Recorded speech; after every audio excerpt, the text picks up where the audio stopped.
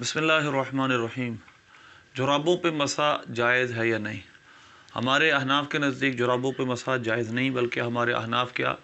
आइम्मा अरबा के नज़दीक मुरव्वजा जुराबों पर मसा जायज़ नहीं है। क्योंकि ये मेरे सामने फ़िक़्ह अल-मज़ाहिब अल-अरबा है। मैं इससे पहल आपको एक हवाला पेश करता हूँ, उसके बाद हम जो मसाइल जुराबैन पे हदीस है उस पर बहस करेंगे, उसकी सनद पर बहस करेंगे। इस पे सफ़ा नंबर 81 है, फ़िक़्ह अल-मज़ाहिब अल-अरबा दारुल गद्ल जदीद की छपी हुई, चारों इमामों की फ़िक़्ह इसमें बयान होता है। कहते हैं इल्ला इज़ा तहक़क़त फ़ीही सलासतु उमूरिन, जब जुराब के अंदर 3 चीज़ें मुतहक़्क़िक़ साबित हो जाएँ तो मसा जायज़ है। नंबर 1 अहदुमा यकून सख़ीनन, नंबर 1 वो सख़ीन हो, मोटी हो, यानी थिक हो। यमनउ मिन वसूलिल माई इला मा तहतहु, कि वो नीचे यानी उस मोज़े उस जुराब के नीचे पानी ना जाए, यानी कदम तक पानी ना पहुँचे। सानिहा, दूसरी शर्त यह है यसबुत अलल क़दमैन बिनफ़्सिही मिन गैरि रिबातिन,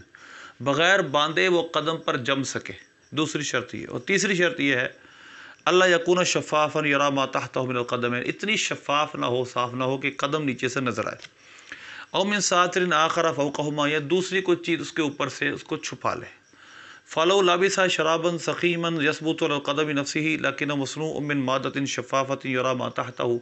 लेकिन अगर इतनी शफ़ाफ़ शराब मोटी है लेकिन शफ़ाफ़ है, साफ़ है, कि जिसकी वजह से नीचे का जिस्म नज़र आ रहा है, तो ला युसम्मा खुफ़्फ़न, उसको खुफ़ नहीं कहेंगे, यानी उसको मौज़ा नहीं कहेंगे। वला युता हुक्मल खुफ़ी, और उसको खुफ़ का हुक्म भी नहीं दिया जाएगा, यानी मौज़े का हुक्म नहीं दिया जाएगा। फ़मता तहक़्क़क़त फ़िल जुराबी हाज़िही शुरूतु काना खुफ़्फ़न, जब जुराब में ये 3 शर्तें, नंबर 1 वो सख़ीन हो, मोटी हो, नंबर 2 वो कदम पर बग़ैर किसी जमाए चीज़ के खुद ब खुद जम जाए, नंबर 3 वो इतनी शफ़ाफ़ ना हो कि कदम नज़र आए। जब 3 शर्तें पाई जाएंगी तो साहिब किताब कहते हैं कि ये जो खुफ़ के हुक्म में, यानी ये मौज़े के हुक्म में चली जाएगी जुराब। तो लिहाजा इसके अलावा जो जुराब है उसमें फ़िक़्ह अल मज़ाहिब अल-अरबा के अंदर लिखा है कि किसी भी इमाम के नज़दीक उस जुराब पे मसा जायज़ नहीं। यानी मतलब यह है कि जिसमें 3 शर्तें मुतहक़्क़िक़ हो, वो सख़ीन हो, ख़ुद ब खुद कदम पर रुक सके, और शफ़ाफ़ इतनी ना हो कदम नज़र आए। इन 3 शर्तों के होते हुए अगर जुराब पहनी जाए तो जायज़ है मसा। इमाम आज़म अबू हनीफ़ा रहमतुल्लाह अलैह अहनाफ़ का जो मौक़िफ़ है, आपका और आपके मज़हब अहले मज़हब का जो मौक़िफ़ राजे मज़हब ये है कि जुराब इतनी सख़ीन हो, मोटी हो, कि जिसकी वजह से पाँव नीचे से सातिर हो जाए, छुप जाए, और नीचे पानी ना जाए, इस सूरत में घट्टा मिट्टी ना जाए, तो उस जुराब पर मसा जायज़ है। नंबर 2, जुराब दरअसल हमारे जहाँ बनी जाती है वो कॉटन की बारीक जुराबें बिकती हैं, जबकि पिछले ज़माने में सूफ़ की मोटी जुराब पहनी जाती थी जो कि बहुत मोटी होती थी। इस वजह से आज की जुराब को उस जुराब पर क़यास करना भी दुरुस्त नहीं है। नंबर 2 और बहस नंबर 2 हमारी है उस हदीस पर जो कि वहाबिया का मज़हब है। ये जामे तिरमिज़ी है, इसके साथ साथ यही हदीस सुनन नसाई में है, यही हदीस ये इब्न माजा में है, अबू दाऊद शरीफ में है। अब मैं आपको इसकी इबारत पढ़ के सुनाता हूँ, इस हदीस के तहत जो कलाम किया गया है। सबसे पहले इसके मरकज़ी रावी जो याद रखने आप, मुगीरा बिन शाबा रदी अल्लाह तआला अन्हु रदी अल्लाह तआला, मुगीरा बिन शोबा रदी अल्लाह तआला इसके रावी हैं। हदीस नंबर 99 है जामे तिरमिज़ी की। हज़रत मुगीरा बिन शाबा फरमाते हैं तवद्दन नबी सल्लल्लाहु अलैहि वसल्लम मसाला जुराबैनी व नालैन, नबी पाक सल्लल्लाहु अलैहि वसल्लम ने वज़ू फरमाया और उस जुराबों पर मसा फरमाया और जूतों पर मसा फरमाया। ये हदीस है और इसके तहत लिखा है वह क़ौलु गैर वाहिद मिन अहलिल इल्म, साहिब तिरमिज़ी फरमाते हैं कि ये एक के अलावा कई लोगों का मज़हब, यानी बहुत सारे उलमा का ये मज़हब है। वबिही यक़ूलु सुफ़यान सौरी व इब्नुल मुबारक व शाफ़ी, इसी वजह से इब्न मुबारक, इमाम सुफ़यान सौरी और इमाम शाफ़ी फरमाते हैं, और इमाम अहमद भी फरमाते हैं, इसहाक़ भी फरमाते हैं यमसहु अलल जुराबैनी, जुराबों पे मसा किया जाए, इल्लम यकुन नालैन, अगरचे उनके नाल ना हो, नीचे जो तला मौजूद ना हो। इज़ा काना सख़ीनैन, ये शर्त बड़ी अहम है, इज़ा काना सख़ीनैन, जबकि वो सख़ीन हो, मोटी हो। तो ये शर्त आइम्मा अरबा के नज़दीक मौजूद है कि जुराब इतनी मोटी हो कि जिसकी वजह से पाँव तक पानी ना पहुँचे। इसके बाद इमाम तिरमिज़ी ने एक बात की है, वो पहले दोनों को हम मिक्स करके इसकी सनद पे बात करेंगे। امام ترمذی نے فرمایا سمیت صالح بن محمد ترمذی، میں نے صالح بن محمد ترمذی سے سنا، انہوں نے کہا میں ابو مقاتل سمرقندی سنا، دخلت ابی حنیفہ، میں امام اعظم ابو حنیفہ کے پاس گیا ان کے مرض میں جس میں فوت ہوئے، فدعا بماء، انہوں نے پانی بلایا، پانی منگوایا، فتودع وعلیہ جورابا، انہوں نے وضو کیا اور ان پہ جرابیں تھیں، فمسح علیہما، انہوں نے جرابوں پہ مسح کیا، اور پھر کہا فعلت اليوم شیئا لم اکن فافعلہ، میں یہ وہ کام کر رہا ہوں جس سے میں پہلے نہیں کرتا تھا، مسحت علی الجرابین وہما غیر منعلین، میں جرابیں پہن کر مسح کر رہا ہوں اور وہ تلے والی بھی نہیں ہے۔ یہ دو باتیں جن کی میں نے آج آپ کے سامنے وضاحت کرنی، ایک تو امام اعظم کی جو روایت ہے اس پہ بات پہلے کر لیتے ہیں، اسی حدیث کی کتاب کے اندر جو زبیر علی زئی کی تحقیق نیچے موجود ہے اس کی سند پر، انہوں نے کہا اثر ابی حنیفہ سندہ موضوع، جو اثر ابی حنیفہ ہے امام اعظم سے جو اثر قول جہاں منقول ہے اس کی سند موضوع ہے، من گھڑت ہے، فیہ صالح بن محمد ترمذی کذاب، اس میں صالح بن محمد ہیں جو کہ کذاب ہیں، یعنی یہ راوی حدیث کے اندر کذب بیان نہیں کرتا تھا، یہ کذاب راوی ہے۔ تو امام اعظم کی طرف اس کی نسبت جو جامع ترمذی میں کی گئی ہے وہ تو ویسے ہی موضوع ہے، امام اعظم سے ایسا قول مذکور نہیں ہے، ہاں اگر بالکل ہو بھی تو کوئی مسئلہ نہیں، امام اعظم موٹی جراب پر سخین جراب پر مسح کے قائل ہیں۔ دوسری بات اس مغیرہ بن شعبہ رضی اللہ تعالی عنہ کی حدیث پر ہے، زبیر علی زئی نے کہا اسنادہ ضعیف، اسی کتاب کے اندر کہا اس کی سند ضعیف ہے۔ اچھا، دوسری بات امام ترمذی رحمۃ اللہ علیہ نے اس جگہ جو بات کی ہے وہ خود کہا ہے کہ سخین جرابیں ہوں تو مسح درست ہے، اور زبیر علی زئی نے اس کی تحقیق میں کہا کہ اس کی سند ضعیف ہے۔ اب ہم کچھ بات کرتے ہیں اس کی مزید کہاں کہاں یہ موجود ہے۔ یہ ابو داؤد شریف ہے، ابو داؤد شریف میں یہ حدیث کا نمبر ہے 159 یعنی 159، اور باب ہے مسح علی الجرابین، حدیث لکھتے ہیں اور حدیث میں پھر سارا وہی موضوع بیان کرتے ہیں، تودع ومسح علی الجرابین والنعلین۔ اب یہاں پر اس حدیث کو بیان کرنے کے بعد ابو داؤد پر کیا فرماتے ہیں، قال ابو داؤد کان عبد الرحمن بن مہدی لا يحدث بهذا الحدیث، کہ عبد الرحمن بن مہدی اس حدیث کو بیان نہیں کرتے تھے، کیوں کہ ان المعروف عن المغیرہ، یہ بعد میں پوری وضاحت سے بات کروں گا کہ جو اگلی بات کر رہے ہیں کہ جو معروف ہے حضرت مغیرہ بن شعبہ رضی اللہ تعالی عنہ سے، وہ یہ ہے کہ نبی پاک صلی اللہ علیہ وسلم مسح علی الخفین، آپ صلی اللہ علیہ وسلم نے خفین پہ مسح کیا ہے۔ اور اس کے بعد لکھتے ہیں وروی ھذا ایضا عن ابی موسیٰ الاشعری ان نبی صلی اللہ علیہ وسلم، حضرت ابو موسیٰ الاشعری رضی اللہ تعالیٰ عنہ سے بھی روایت ہے انہ مسح علی الجرابین، نبی پاک صلی اللہ علیہ وسلم نے جرابوں پہ مسح کیا، ولیکن لیس بالمتصل ولا بالقوی، اس کی سند نہ متصل ہے نہ قوی ہے، یعنی سند بھی جڑی ہوئی نہیں ہے، متصل نہیں، منقطع سند ہے، اور قوی بھی نہیں ہے، ضعیف ہے۔ تو لہذا اس میں اس کے حاشیے میں لکھا ہے، اسی ابو داؤد شریف کے حاشیے میں، عربی حاشیے میں، لینا راوی ہی ان الضحاک، کیونکہ ضحاک سے جو روایت کرنے والے ہیں وہ عیسیٰ بن سنان ہے، عیسیٰ بن سنان ضعفہ احمد و ابن معین و ابو زرعہ والنسائی وغیرہم، عیسیٰ بن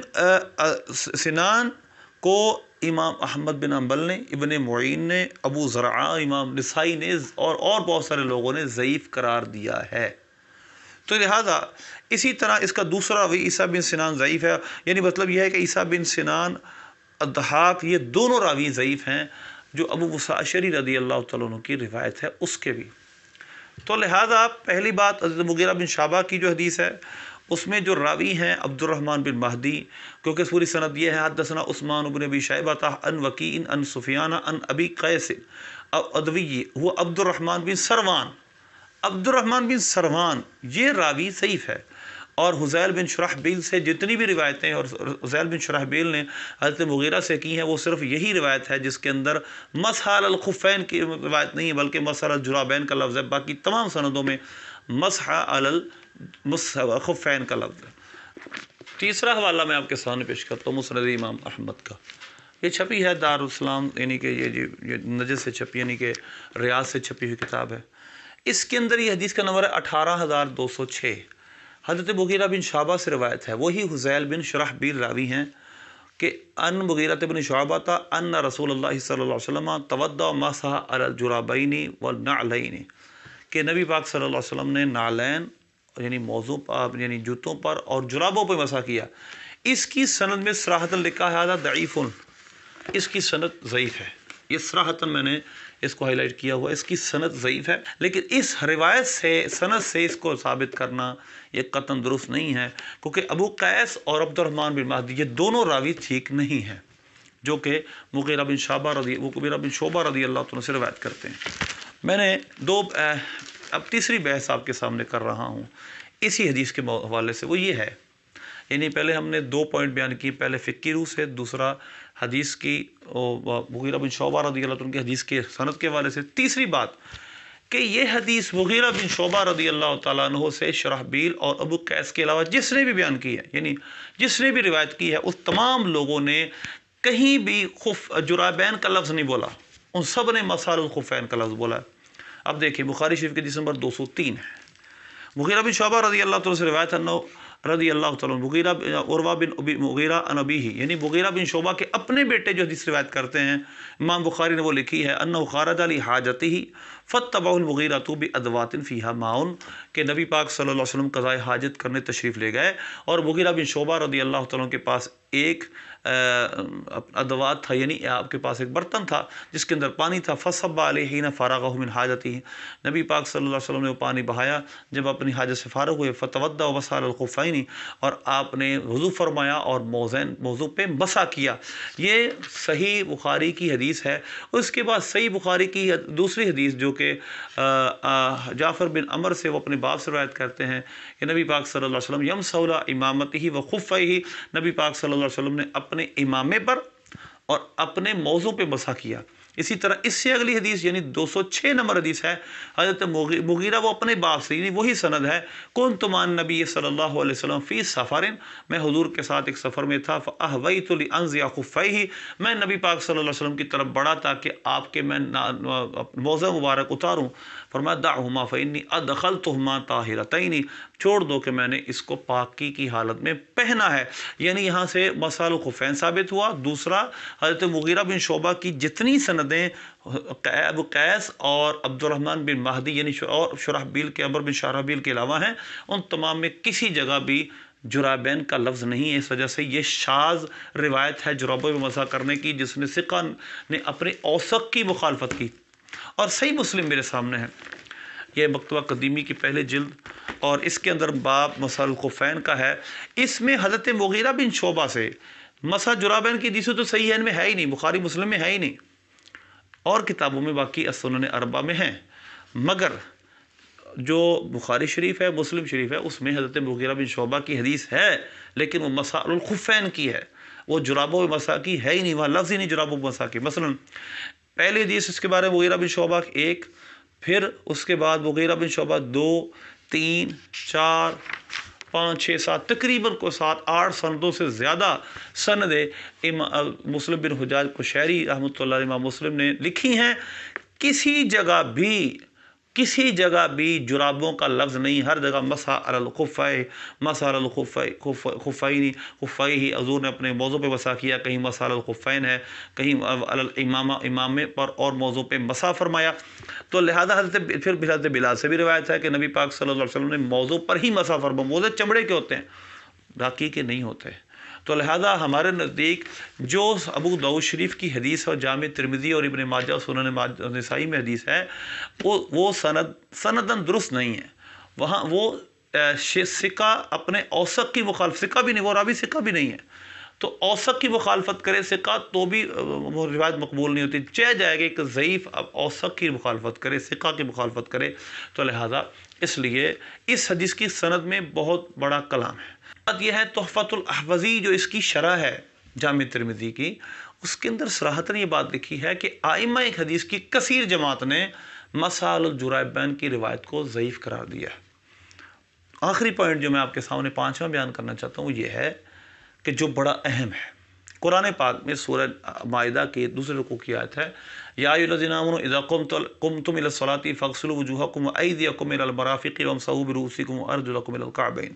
اے ایمان والو جب تم نماز کے لیے کھڑے ہونے لگو تو اپنے چہروں کو دھو لیا کرو، اپنے ہاتھوں کو کوہنی سمیت دھو لیا کرو، سر کا مسح کر لیا کرو، اور اپنے پاؤں کو ٹخنوں سمیت دھو لیا کرو۔ قرآن پاک میں جو مفروض شے ہے، جس کو فرض کیا گیا ہے، وہ ہے دھونا۔ اب اس دھونے سے یہ فرض ہے، اور قرآن پاک کا کس اوپر ہم زیادتی نہیں کر سکتے خبر واحد سے، اگرچہ صحیح ہو۔ ہاں، خبر مشہور اور خبر متواتر سے زیادتی کی جا سکتی ہے، اور لہٰذا ہم مسح علی الخفین کی روایت کو اس وجہ سے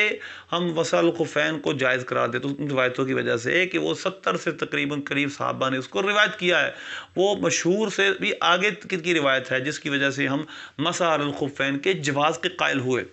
چہ جائے کہ ہم خبر واحد، وہ خبر واحد بھی صحیح بھی ہو تو بھی ہم قرآن پاک پہ زیادتی نہیں کر سکتے، چہ جائے کہ اس کی سند میں بھی کلام ہو، لہذا جرابوں پہ مسح کسی صورت بھی درست نہیں ہے، کیونکہ یہ قرآن پاک کے اوپر زیادتی ہے۔ مسح الخفین میں اس وجہ سے درست ہے کہ اس کو اتنے صحابہ نے روایت کیا ہے، مشہور کے حد سے بھی آگے چلی گئی وہ، تو لہذا اس وجہ سے قرآن پاک پہ زیادتی درست ہے اس کے ذریعے، اور خبر واحد اور خبر ضعیف کے لیے بالکل بھی درست نہیں ہے۔ تو لہذا مسح علی الجرابین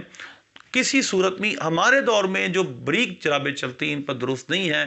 چہ جائے کہ صرف یہ کہ